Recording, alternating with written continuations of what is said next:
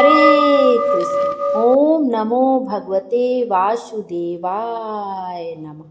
आप सभी को मार्गशीर्ष माह की पूर्णिमा तिथि की हार्दिक शुभकामनाएं। मार्गशीर्ष माह की पूर्णिमा साल 2025 की आखिरी पूर्णिमा होगी। हिंदू धर्म में पूर्णिमा तिथि का खास महत्व होता है। धार्मिक मान्यताओं के अनुसार इस दिन लक्ष्मी नारायण की पूजा करने से जीवन में सुख, समृद्धि और खुशहाली आती है। मार्गशीर्ष महीने को भगवान कृष्ण का प्रिय महीना माना जाता है।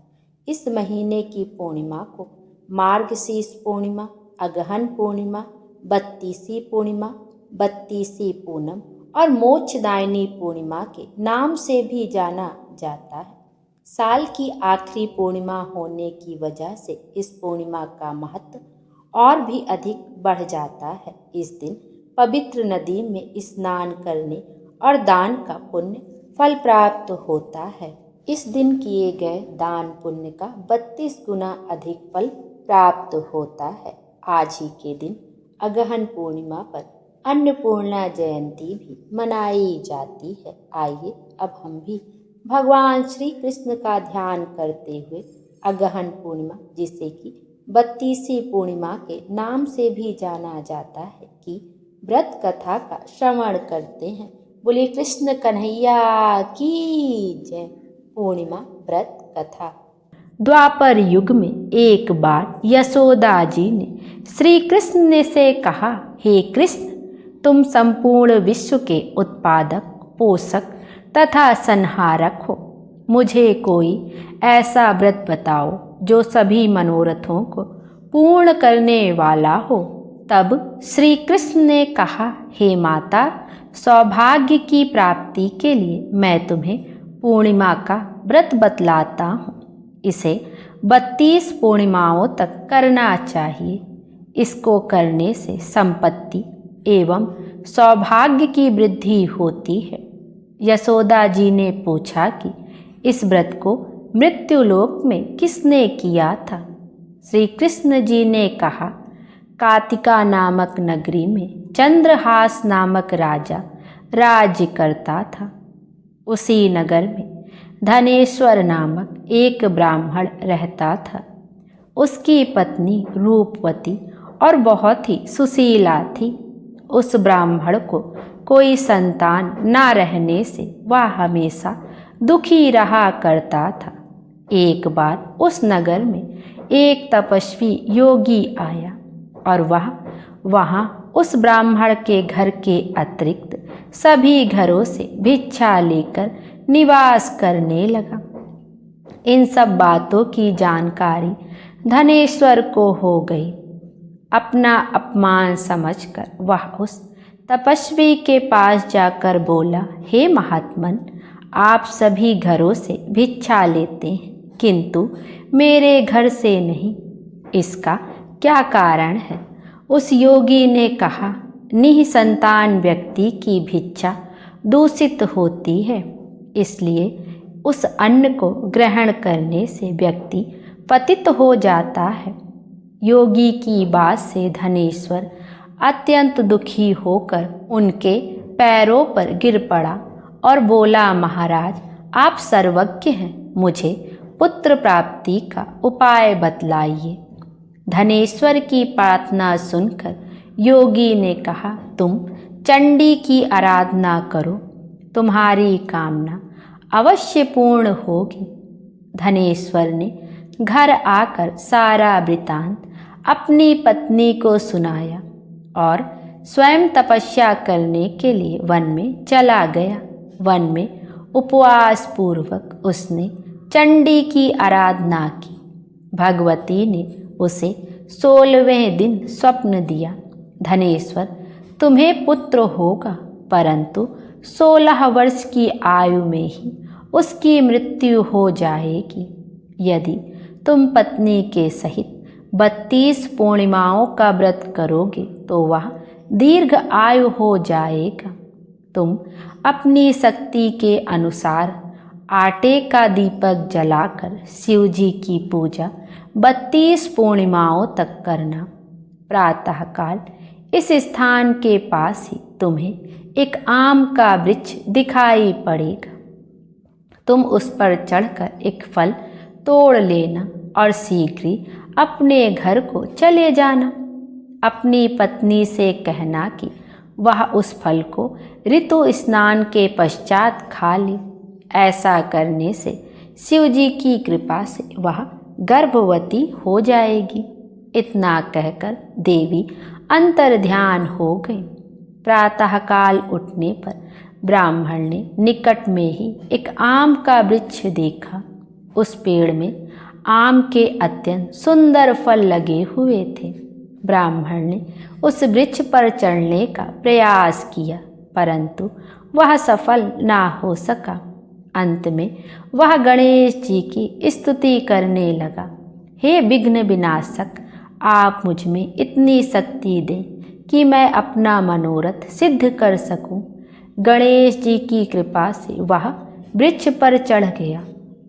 उसने उस वृक्ष पर एक सुंदर फल देखा और उसे ही वरदानी फल समझकर तोड़ लिया। घर लौटकर उसने अपनी पत्नी को वह फल दे दिया।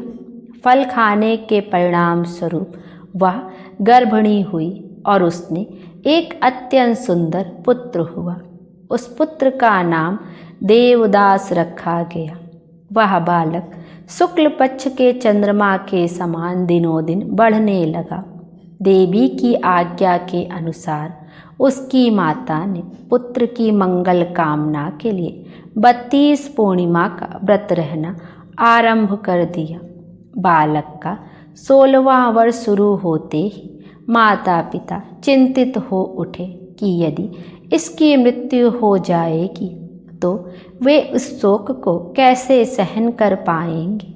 अतः उन्होंने देवदास के मामा को बुलाकर कहा कि हम लोगों की इच्छा है देवदास को काशी भेजकर 1 साल विद्या अध्ययन कराने की है, इसलिए तुम इसके साथ चले जाओ और 1 साल के बाद उसके साथ लौट आना। काशी यात्रा के लिए देवदास को एक घोड़े पर बैठाकर उसके मामा को साथ में कर दिया गया। बालक के माता पिता ने अपने मन की आशंका को उसके मामा से गुप्त ही रखा। देवदास के जाने के बाद उसकी माता ने 32 पूर्णिमाओं के व्रत को पूरा किया। उधर एक दिन देवदास अपने मामा के साथ रात्रि बिताने के लिए किसी ग्राम में ठहरा हुआ था। उसी रात्रि उस गांव में एक ब्राह्मण कन्या का विवाह होने वाला था। जिस स्थान में गांव की बारात ठहरी हुई थी वहीं देवदास भी ठहरा था। कन्या के विवाह मंडप में ही वर को अचानक धनुवृत्ति रोग का आक्रमण हो गया। वर के पिता ने परस्पर विचार किया, मैं क्यों ना विवाह देवदास के साथ करा दूं। आगे का वैवाहिक कार्य अपने पुत्र के साथ संपन्न करा लूँगा। यदि अभी से यह वेद कन्या पक्ष में खुल जाएगा तो बारात वापस लौटानी पड़ेगी। ऐसा सोचकर वर का पिता देवदास के मामा से बोला, आप अपने भांजे को थोड़ी देर के लिए मुझे दे दें। विवाह कृत्य संपन्न हो जाने पर मैं लौटा दूंगा। उत्तर में मामा ने कहा, कन्यादान आदि में जो द्रव्य मिलेगा उसका अधिकारी मैं होऊंगा। वर के पिता ने यह शर्त मान ली। देवदास के साथ उस ब्राह्मण कन्या का विवाह विधिवत संपन्न करा दिया गया। विवाह उपरांत वह उस विवाहित कन्या के साथ भोजन ना कर सका। उसने अपने मन में सोचा, अब यह ना जाने किसकी पत्नी बनेगी, और तभी उसके नेत्रों में आंसू छलक आए।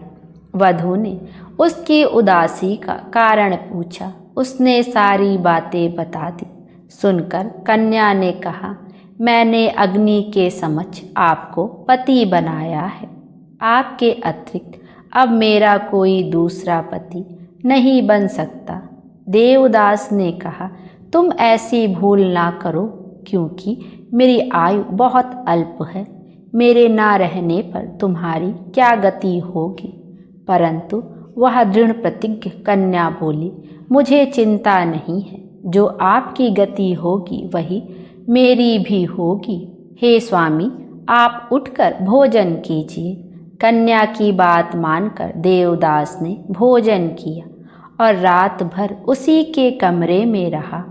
प्रातःकाल देवदास ने 3 नगों से निर्मित एक अंगूठी और रुमाल अपनी पत्नी को दिया और उससे बोला, इसे तुम मेरी निशानी जानकर अपने पास रखना और मेरे जीवन मरण का हाल जानने के लिए तुम एक पुष्प वाटिका बनाओ। उसमें सुगंधित 9 मल्लिका लगाकर प्रतिदिन सिंचन करो।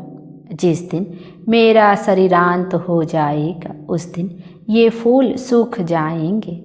पुष्पों के हरे भरे होने पर जीवन का प्रतीक समझना चाहिए। इस प्रकार समझाकर वह चला गया। प्रातः होते ही वर पक्ष के लोग बाजे बजाते हुए कन्या के घर आए। बारातियों को देखकर कन्या ने अपने पिता से कहा कि यह मेरा पति नहीं है। यदि यह वर रात्रि में मिले, आभूषणों आदि को दिखावे और मेरे साथ हुई गुप्त बातों को बतावे तो मैं इसे प्रामाणिक समझिए, अन्यथा यह बनावटी है। कन्या के पिता ने वर को बुलवाया। उससे कन्या की बातें पूछी गई, परंतु उसने अपनी अज्ञानता प्रकट की। तदंतर लज्जित होकर बारात वापस लौट गई। श्री कृष्ण जी ने कहा, हे माता, कुछ समय के पश्चात काल द्वारा प्रेरित सर्प रात्रि में देवदास को डसने के लिए आया, परंतु उसकी माँ ने पहले से ही 32 पूर्णिमा का व्रत कर रखा था, इसलिए वह सांप देवदास को डसने में असमर्थ रहा।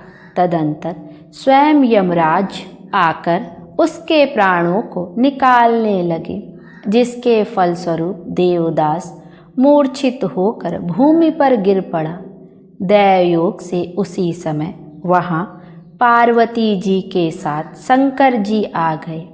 देवदास की मूर्छित अवस्था को देखकर पार्वती जी ने शिव जी से कहा, हे महाराज, इसकी माता ने 32 पूर्णिमा का व्रत किया है, अतएव आप इसे प्राणदान दें।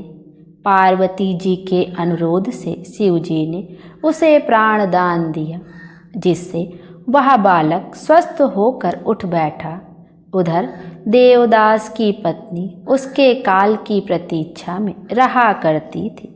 जब उसकी वाटिका के पुष्प मुरझा गए तो उसे महान आश्चर्य हुआ, किंतु थोड़ी देर के बाद ही वे पुष्प पुनः खिल उठे, जिससे उसने अपने पति के जीवित रहने का प्रमाण पा लिया। देवदास की पत्नी ने अपने पिता से कहा, पिताजी, मेरे पति जीवित हैं, आप उनकी खोज कराइए। 16वां वर्ष बीत जाने पर देवदास ने अपने मामा के साथ काशी छोड़कर घर के लिए प्रस्थान किया। देवदास के ससुर उसकी खोज में जाने ही वाले थे कि देवदास अपने मामा के साथ वहां आ पहुंचा। ससुर प्रसन्नता के साथ उन दोनों को अपने घर ले आया।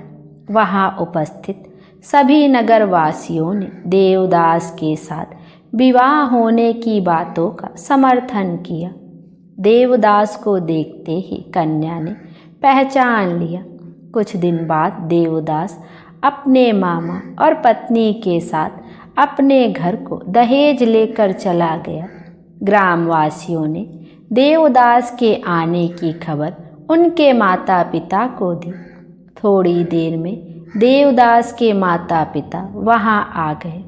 देवदास और उसकी पत्नी ने आकर सबको प्रणाम किया। माता पिता ने पुत्र वधू को हृदय से लगा लिया। धनेश्वर ने बहुत बड़ा उत्सव किया और ब्राह्मणों को दान दक्षिणा देकर संतुष्ट किया।